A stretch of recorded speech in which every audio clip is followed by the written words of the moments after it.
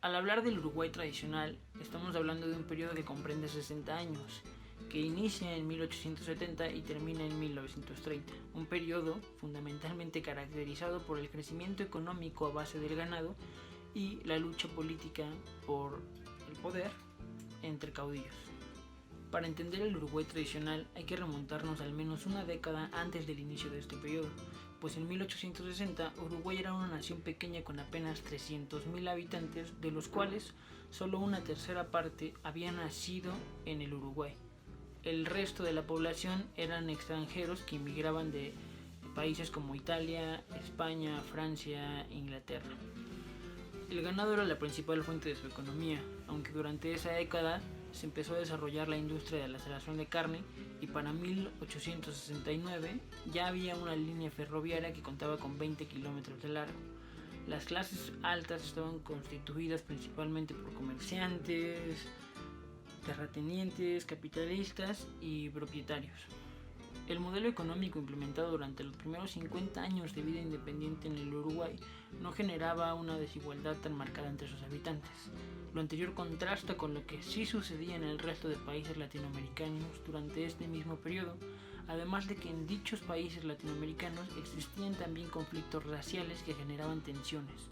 Esto no era un rasgo particular del Uruguay. El poder político sí estaba muy fragmentado, principalmente por el paternalismo de los caudillos, y a pesar de que existía un periodo presidencial, el país vivía un clima de guerras civiles en el cual ningún presidente llegó a su término en tiempo y forma y muchos eran obligados a claudicar. Este periodo termina con el fin de la Guerra de la Triple Alianza, que se desarrolla de 1865 a 1870. A partir de 1870, Uruguay vio un periodo de modernización en el cual políticamente el poder estaría peleado entre dos grupos principalmente: el Partido Blanco, que más tarde se convertiría en el Partido Nacional, y el Partido Colorado, que continúa vigente hasta hoy día.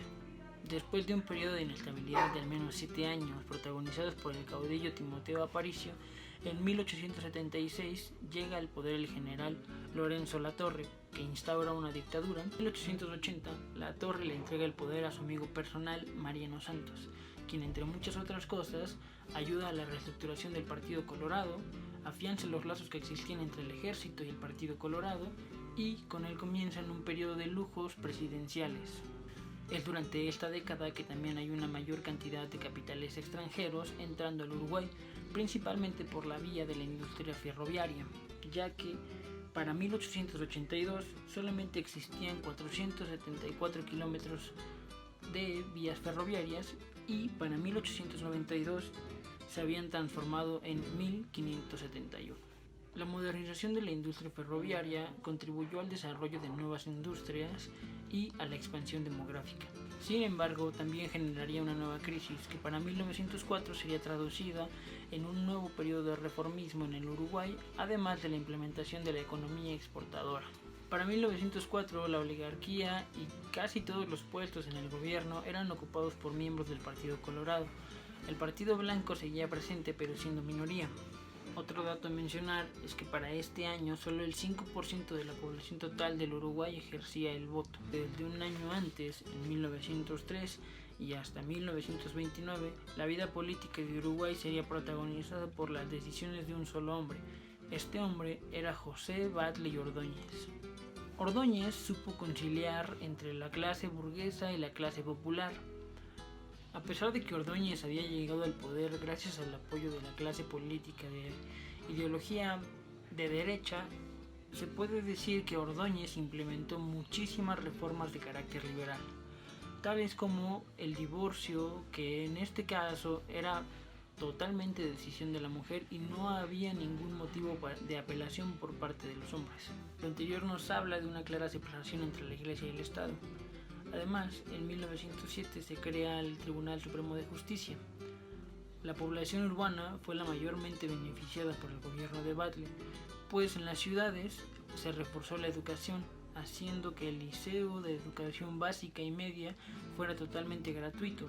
Además, se redujo la jornada laboral de los trabajadores a 8 horas y hubo un crecimiento de servicios públicos entre 1905 y 1913. lo que favoreció el desarrollo de una clase media a la cual era medianamente fácil acceder.